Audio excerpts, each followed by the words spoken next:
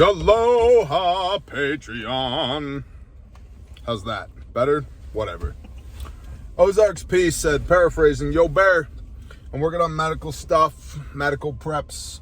Is it better to get a Bear FAK with some refill kits for the whole family, or to, do I start there, get a Bear FAK and refills for the whole family, or do I buy individual components, so forth and so on?" Let's talk about that a little bit. Let's also talk about this little white Honda that's on my derriere that feels like somehow for him to be close enough for me to count his facial hairs in my rearview mirror, that's going to cause me to accelerate. He's correct. It's going to cause me to accelerate out the driver's side door. Anyway, I think it's really, the question illustrates, at least for me, a lack of understanding, which is okay, as to what medical equipment is needed when and where. And so I wanted to talk about that a little bit. The Bear FAK is an individual first aid kit. It's a comprehensive individual first aid kit, right? And so it's designed for traumatic bleeds so that you can work the MARCH algorithm, MARCH-E, which is massive bleeding. Typically, this is going to be your tourniquet, your pressure dressings, your wound packing agents like compressed gauze, clotted gauze, or quick clot gauze, etc. Right? So, tourniquets, pressure dressings, wound packing for massive bleeding. Then your airway, nasopharyngeal airway. The reason you use a nasopharyngeal airway or a nose noodle is because it does not trigger the gag reflex, meaning it can be used on a patient that is awake, right? Whereas like an oral pharyngeal airway or a J tube, if the patient is awake, it's going to induce the gag reflex, which means the airway is not going to stay in place. So you use an airway. That's the A in March. The R is respiratory, and typically speaking in combat and trauma medicine, what you're dealing with here, your respiratory is going to be like chest seals, is what we're looking at. Plugging holes in the box in between the base of your neck and your belly button, your diaphragm, essentially, okay? C is circulation, and circulation is a twofer because, for one, we want to keep as much blood inside the body as possible, because if you let too much blood out of the body, it dies. But also, every time, for each unit of blood you lose, you're creating a half-life on your clotting ability. And the person, the casualty, their body's cooling down, which is bad, which leads to H, which is hypothermia and head injuries.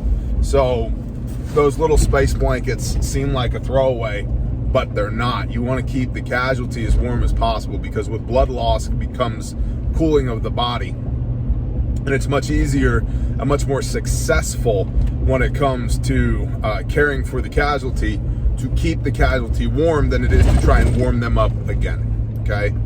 And then the March, MARCH-E, E is everything else.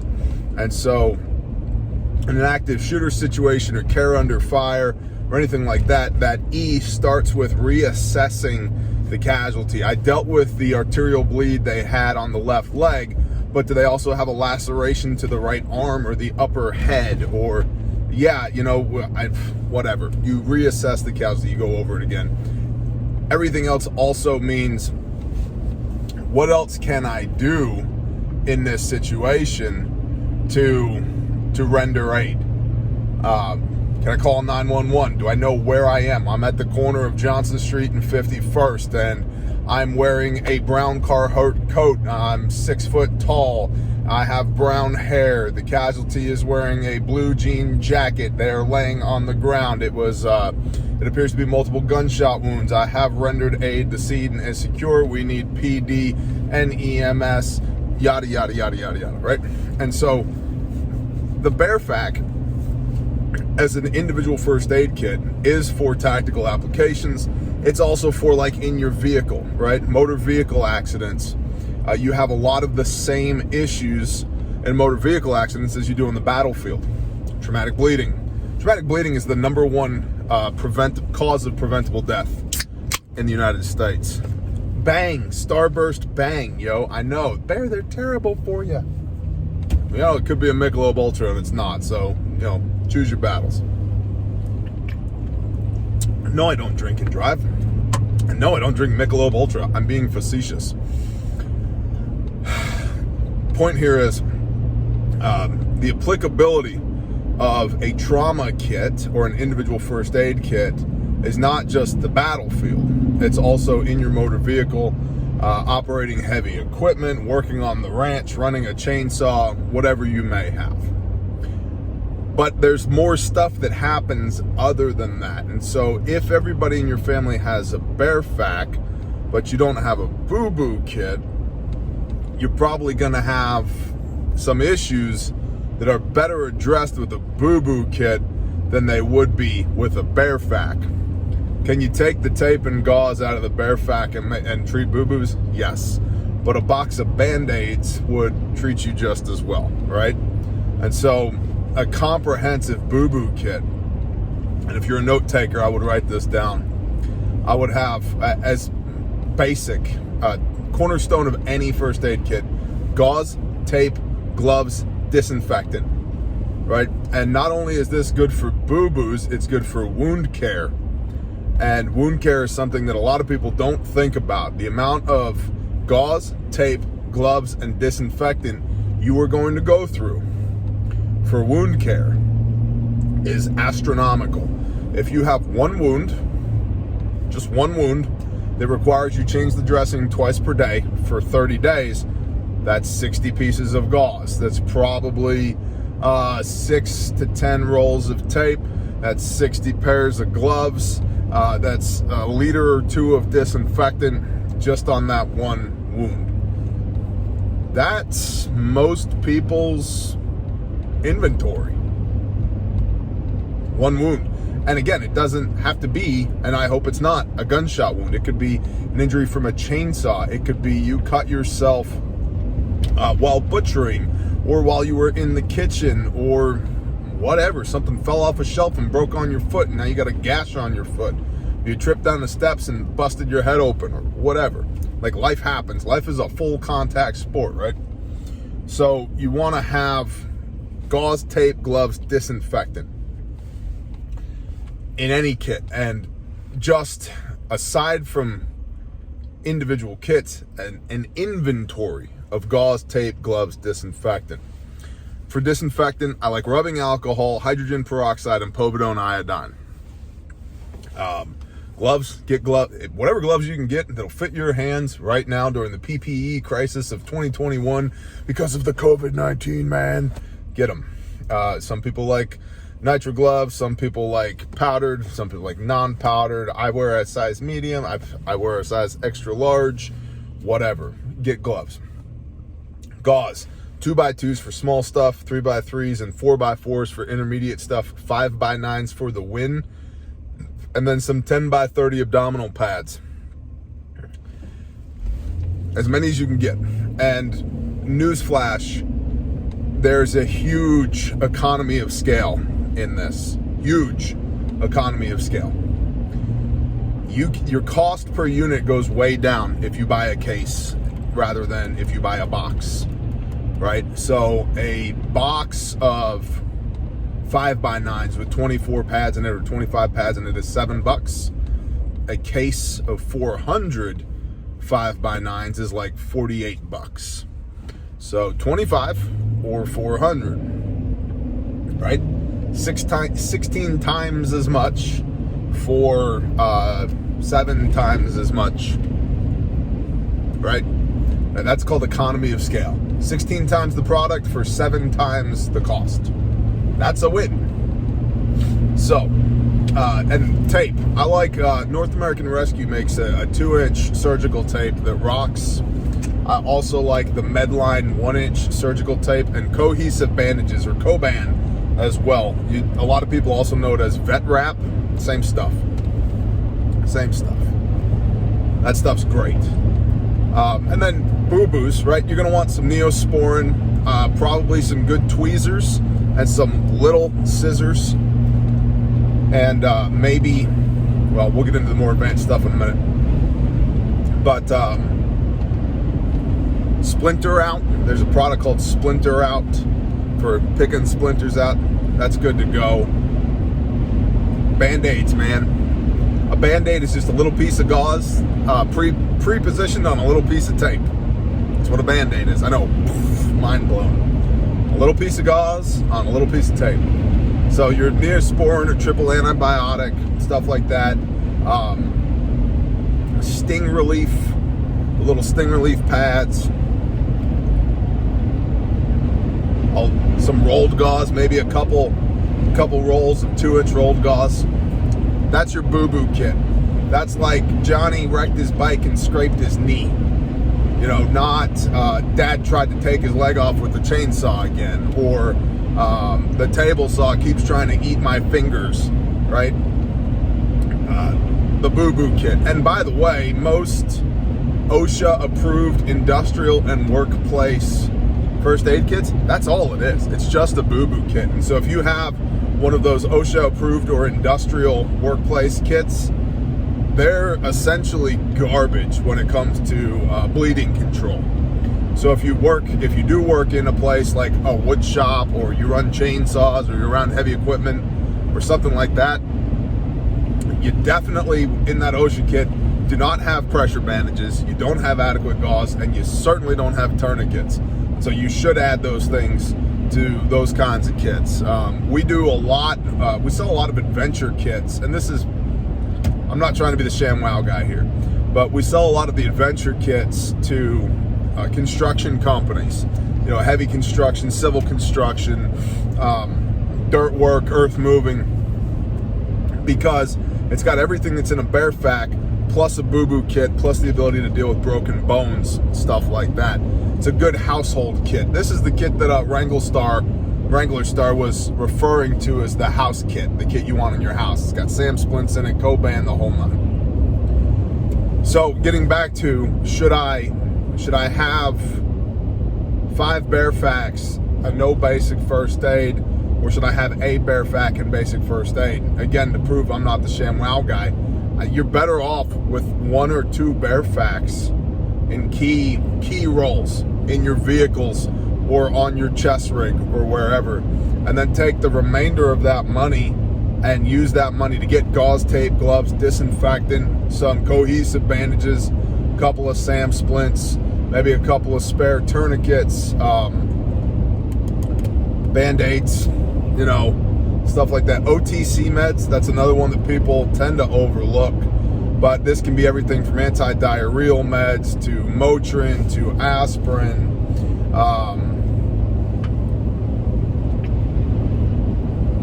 antihistamines, so forth and so on. Pseudoephedrine. So, and then a little bit of instrumentation is good too, assuming that you know how to use it. A blood pressure cuff, a pulse oximeter, a thermometer. Those 3 things, you can get basic vitals on people.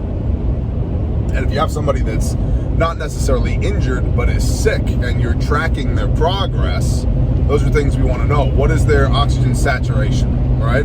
Pulse oximeter. What's their pulse? There you go. You could also determine pulse with a stethoscope and a pressure cuff, but what's their blood pressure at? What's their temperature? So Medline makes a kit, M-Fasco, Mike Foxtrot, Alpha, Sierra, Charlie, Oscar, M-Fasco. You can get it from Bezos, I think, and it's an orange bag. It's about $80, something like that, and it's an orange bag, looks like a little EMT bag, and it comes with a pressure cuff. It comes with a thermometer. It doesn't come with a pulse oximeter. I would add a pulse oximeter. And it comes with Band-Aids and Coban and glucose shots for people that are going into diabetic shock. And what else does it come with? It comes with rolled gauze and gauze pads and splinter out and iPads, not like for your tunes, but for like, like a pirate, like a patch, iPads, and a number of other things. So it's a pretty good basic kit. I add to that, and it's got, when I say I add to that, it's got 2 pockets on the end of the bag that are empty when you get it. That's cool, because I take that kit, and I have one of these in every vehicle I have, set up just this way. I take the stock kit for like $80 with everything I just mentioned. I add a pulse oximeter to it for like another $20. Although during the age of COVID, I don't know how much they are now. But I add a pulse oximeter to it. And then on the one end, I take a Sharpie, the one pouch on the end of the bag, take a Sharpie and I write tourniquets. And then I put 2 cat tourniquets and 2 SWAT tees in the end of there. And again, I have one of these in every vehicle. I also have one in every home on the property. And it doubles quite well, actually, as a veterinarian kit. We've used our household one quite a bit on sheep and goats and whatever else we might have running around that requires some attention.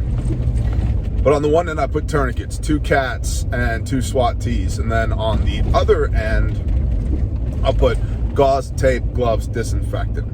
And so I take like a Ziploc bag and fill it with 5x9s, like 10 or 12 5x9s. And I love 5x9s because if I need a small piece of gauze, that means I got time. I can take my shears and make a small piece of gauze.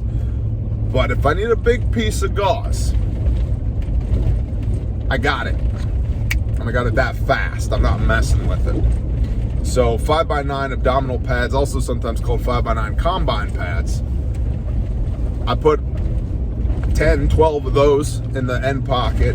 I put 10 pairs of gloves in a Ziploc bag in the end pocket so that I've got gloves at the ready, don't have to worry about it. And then a small, like a 4-ounce bottle of povidone iodine. Put that in there.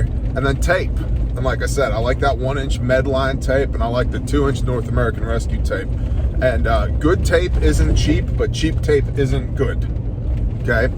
And so I would recommend, if the question is, do I get 5 Bearfacks, 1 for everybody in the family, or a couple of Bearfacks and then a couple other kits, that MFASCO kit that I just explained to you, you can put that together for about the same cost as a Bearfac, and you should. It fills a much different role than what the Bearfac does. It fills a much different role than what the Bearfac does. The Bearfac is purpose-built to treat traumatic bleeding and work the March algorithm, meaning this person is going to die right now if we don't do something.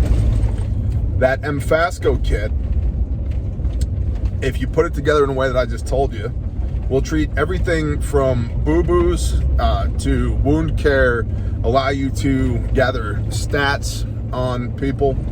Stats is not what I'm looking for. Vitals. Gather vitals on your patient. Throw some OTC meds in there, you're good to go for about the same cost. And I think you'd be better served, rather than buying 5 Bearfacks, buy 1 or 2 Bearfacks, put an MFASCO kit or 2 together, and then stack your shelves or buckets somewhere with literal buckets or literal shelves full of gauze, tape, gloves, and disinfectant for wound care. That's what I would recommend you do. That's what I did. That's what I do.